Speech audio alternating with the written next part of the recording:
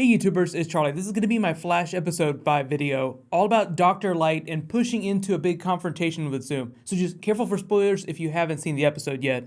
I'm also starting a new round of the reverse flash ring giveaway. All you have to do to enter that is be a subscriber and leave a comment on this video. I'll remind everyone when I post my Arrow video and Supergirl later in the week. So here we go. We met a couple really big characters, so I'll explain those as we get through Easter eggs and top 5 WTF. There were some really awesome questions that were raised, some big plot reveals about what's going on with Zoom. So this is going to be really exciting. And this is a two-parter. The next episode, part 2 of this storyline, is called Enter Zoom. That'll air next week, so just hold your breath for the next 7 days and you should be good. But starting with top 5 WTF, meet Earth 2 Harrison Wells, who's kind of like an evil Steve Jobs, Elon Musk, Lex Luthor from Batman v Superman. That's actually the same characterization they're using to describe Lex Luthor in Batman v Superman. He's kind of like evil Mark Zuckerberg, evil Elon Musk. When he says he's a genius inventor and then shows off his watch, all I could think about was the Apple Watch. I was like, maybe they're kind of saying there's something sinister going on with Apple's watch. But it's a complex system for tracking metahumans. So it sounds like even before Zoom has captured his daughter in the past, Harrison Wells of Earth 2 really does not like metahumans. But they had the same type of dark matter explosion that created metahumans, but 11 hours prior to that, as Jay Garrick explains, there was another dark matter incident below Star Labs. So Zoom appeared before the big metahuman blast. He preceded it. So some experiment that Harrison Wells of Earth 2 was working on led to the creation of Zoom. But we really just got a tease. It raises more questions than it answers, all these plot reveals that they gave. And when Harrison Wells is doing his speech there in the beginning, but before Jay Garrick shows up, he talks about metahumans being able to do a bunch of different things. He's basically describing all the people in Justice Society. Jay Garrick was a big Justice Society member, so I think most of the Easter eggs for his character will be relative to that, versus Justice League, which Barry Allen was part of.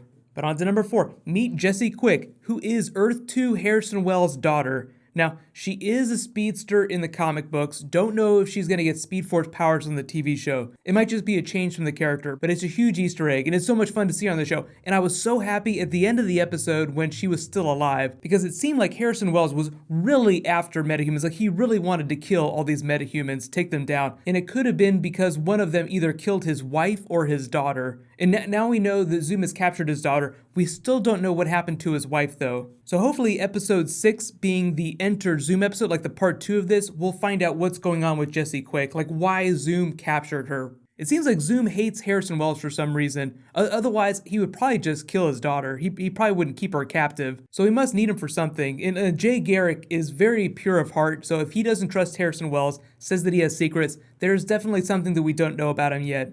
On to number 3, though. Meet Dr. Light of Earth 2, Linda Park. This is the greatest thing ever. You can see the exact moment that Barry poops his pants.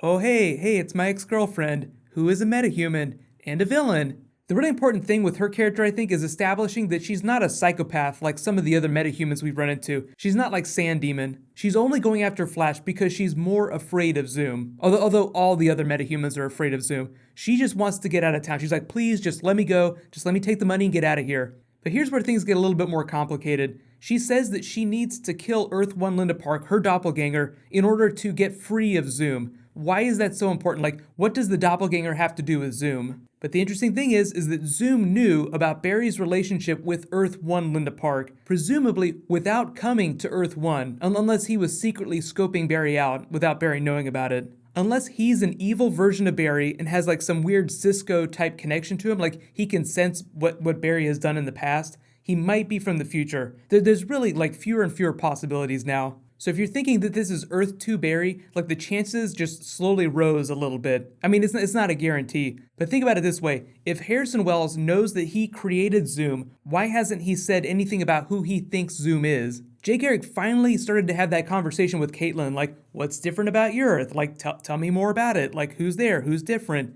Well, there's this place called Atlantis that I really like. That was my favorite thing ever. One of my best friends lives there. So of course, on to my number 2 WTF moment, meet Jay Garrick's best friend, Arthur Curry, aka Aquaman. Atlantis is above ground. This is complete confirmation of Aquaman, by the way, on Earth 2. They're just having a little bit of fun winking at us by not saying his name. The reason I think the TV show's able to do this is because they're probably not going to show him on screen. It's totally okay for them to reference him. There's only been 2 episodes of Supergirl so far, and they've name-dropped Superman a couple times.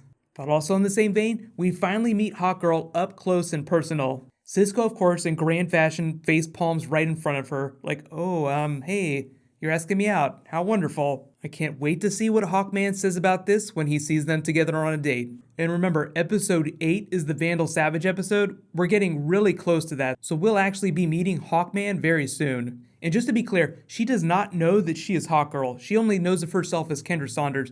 Hawkman knows all about their history. He's going to be the one to explain it to her. But finally, on to my number 1 WTF moment. Barry is going to take Zoom head on in a full-blown Empire Strikes Back episode next week. Does that mean that he's going to get his hand chopped off, I wonder?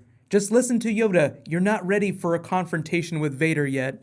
I do like the idea that Jay Garrick is Barry's Yoda this season, and I know it seems like he's hit the road, but I totally think he's going to be back. But the real question now is what happened beneath Star Labs of Earth 2 that created Zoom, and what do Harrison Wells and dark matter have to do with it? Because they said there was a dark matter incident, and I mean, there could be a number of things happening beneath Star Labs, but remember, beneath our Star Labs, they built that portal. That's where the event horizon was. So whatever the key to Zoom is, it all started with something that Harrison Wells of Earth 2 was doing, something he was trying to create. And it might have something to do with the negative speed force, but I still like the idea that Zoom is like the negative reverse or like some evil version of a character that we already know. My question for you guys though is, do you think that Harrison Wells of Earth 2 knows who Zoom is and just isn't telling? Or do you think that he has a lot of suspicions? Like what is it that he was doing that created Zoom? Why is he responsible for that? I know a lot of people also want to think that it might be Edward Claris, the Reverse Flash from the Jay Garrick era in the comics, the Golden Age Reverse Flash. But because the show hasn't introduced another character like that yet, I still think that it's someone that we've seen already. And if it were Edward Claris, it'd have to be a completely new character.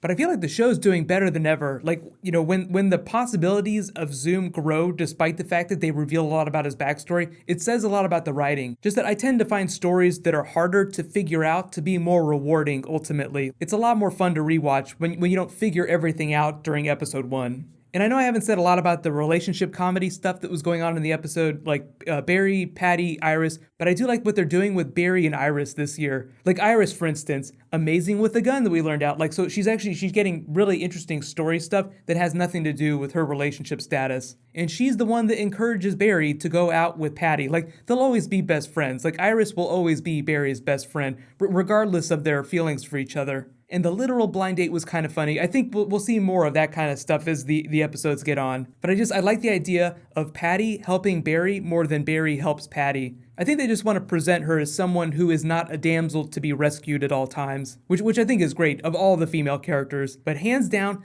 the best quote in the episode, like the best line of dialogue, was when Caitlin Snow said, "I don't think that any one of us would turn evil if we suddenly got powers."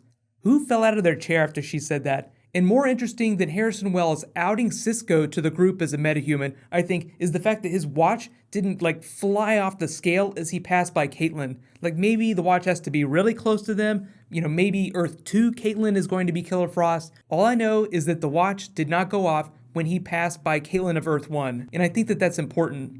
But I'll caution you guys to listen really carefully when Earth 2 Harrison Wells is speaking. He speaks really fast, and he had so many Easter eggs in this episode, just talking about Justice Society members, talking about dark matter, talking about the origins of Zoom. So whenever he's speaking in scenes, just listen really carefully. You could accidentally skip really big Harrison Wells reveals. And remember, he's not evil, he's just a super big dickhead who is trying to save his daughter, we know now.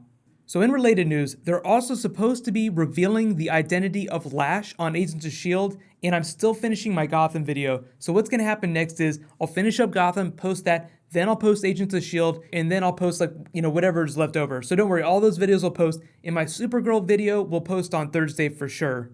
There's so much awesome DC TV on right now. While you guys wait for my next video to post, you can click here for the Warcraft teaser. They posted a short teaser. The full trailer is going to come on Friday. And you can click here for last week's episode of The Flash. Thank you so much for watching. Everybody, let's high five. I'll see you guys tonight.